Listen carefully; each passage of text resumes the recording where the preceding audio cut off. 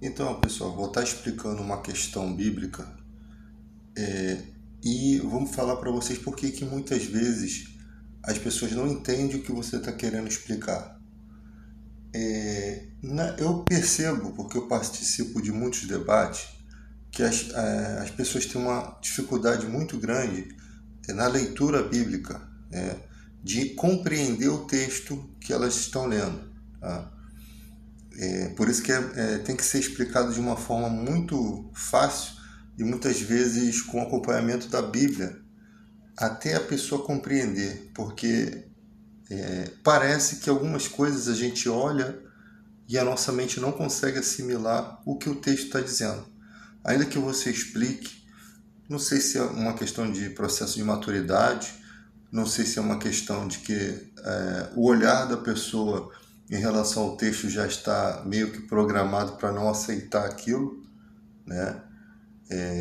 Por isso que a gente tem que aceitar como uma criança, né, a mensagem. Mas eu percebo que textos simples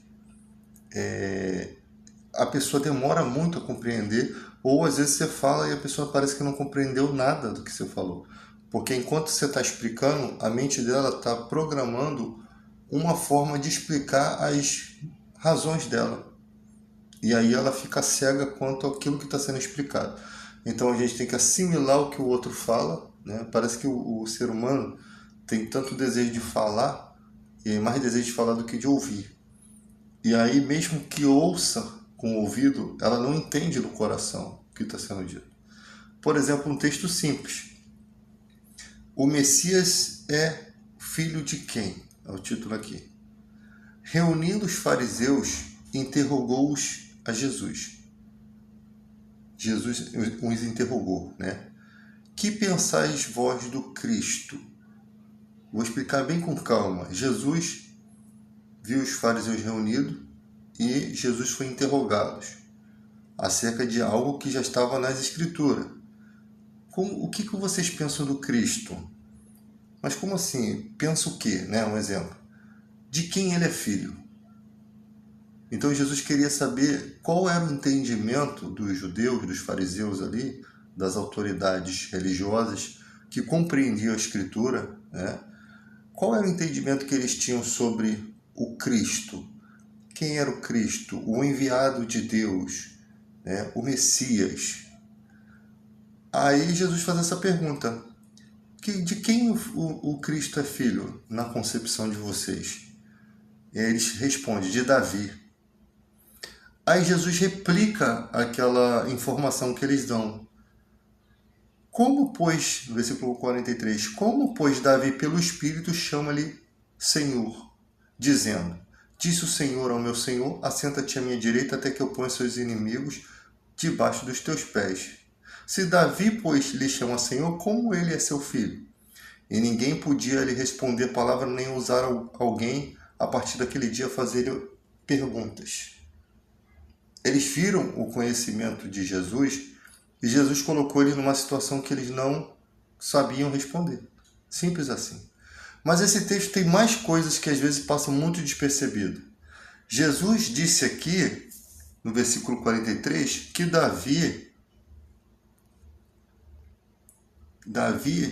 pelo Espírito Santo, chamou o Messias de Senhor, o Cristo de Senhor.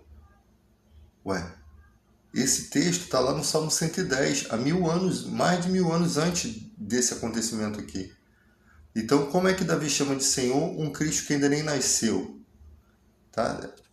Aí Jesus fala que Davi falou pelo Espírito, ou seja, aquele papo que os outros vêm dizendo que Salmo é só cântico, o Salmo 110 é um salmo de Davi, é um cântico espiritual, que está sendo narrado questões proféticas ali.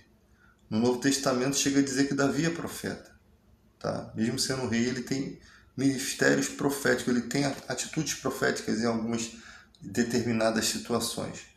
Então, o próprio Jesus que está dando essa informação.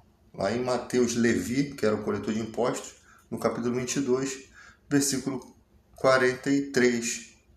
Como Davi, pelo Espírito, lhe chama de Senhor.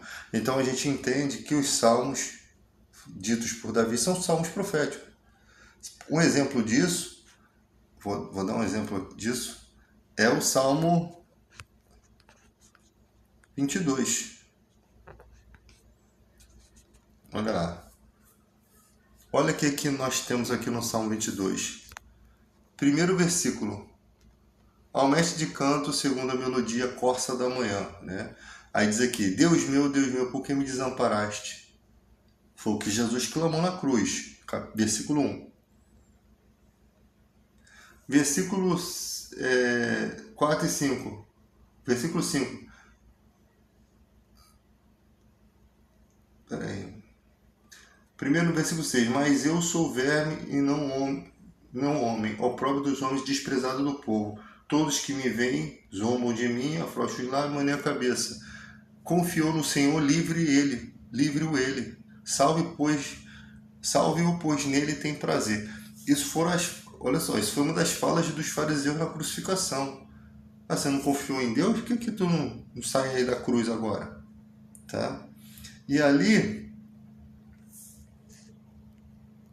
começa algumas questões mais proféticas. Derramei-me como água e todos os meus ossos se desconjuntaram, meu coração fez como cera, né, dentro de mim, secou-se o meu vigor. Aí ele vai falando. A minha língua se apega ao céu da boca. Até aqui não dá para entender muito bem. Cães me cercam, uma súcia de malfeitores me rodeiam, transpassaram minhas mãos e os pés. Já começa uma questão da crucificação. Posso contar todos os meus ossos, estão olhando e encarando em mim. Versículo 18. Reparte entre si as minhas vestes, sobre minha túnica deitam sorte. Olha só. Então você percebe que tem aqui no mesmo... imagina, Jesus está clamando na cruz do Salmo 22. Deus meu, por que me desamparaste? Eloi, Eloi, lama sabachthani. E nesse mesmo Salmo, 1000 anos antes da vinda de Cristo à Terra, está falando coisas em situações que, cara, como que vão repartir entre si as vestes de alguém e deitar sorte, né? E deitaram sorte sobre a túnica dele, aqui no versículo 18. Como que isso está sendo escrito 1000 anos antes e depois de 1000 anos acontece exatamente aquele homem clamando na cruz e essas coisas ocorrendo aqui? Então você percebe que os salmos são proféticos, são cantos espirituais, cantos do Espírito, proclamações de Deus irrefutáveis. Aí aquela frase que Davi diz pelo Espírito, que Jesus está dizendo, como Davi lhe chamou de Senhor? Jesus disse que Davi falou pelo Espírito.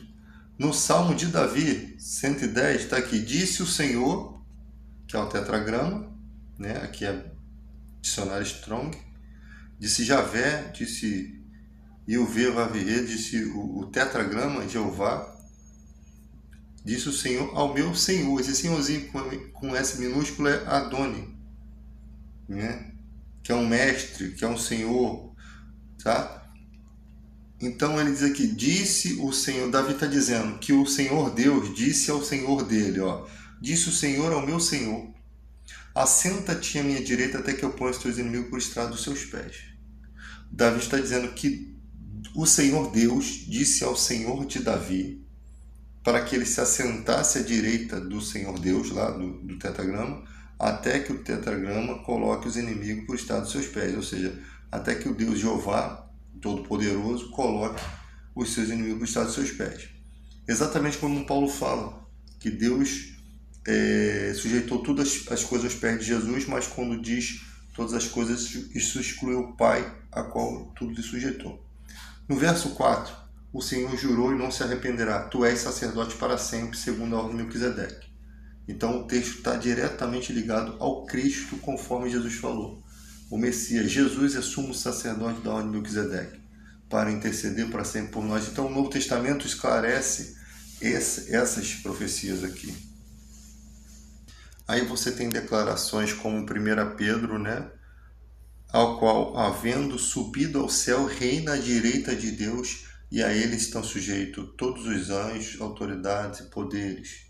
Tem aquele texto que diz, ao nome de Jesus se dobre todo o joelho que está no céu, na terra e debaixo da terra.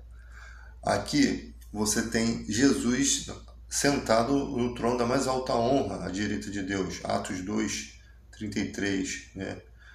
E tal como prometeu, o Pai enviou o Espírito Santo e derramou o que vocês estão vendo e ouvindo, né?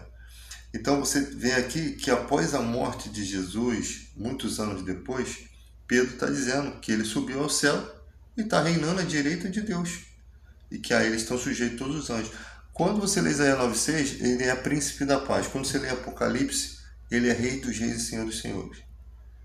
Algumas pessoas falam, ele é primogênito de toda criatura. A palavra primogênito da cultura hebraica, ela nem sempre é o primeiro, porque Davi, por exemplo, é primogênito dos reis de Deus.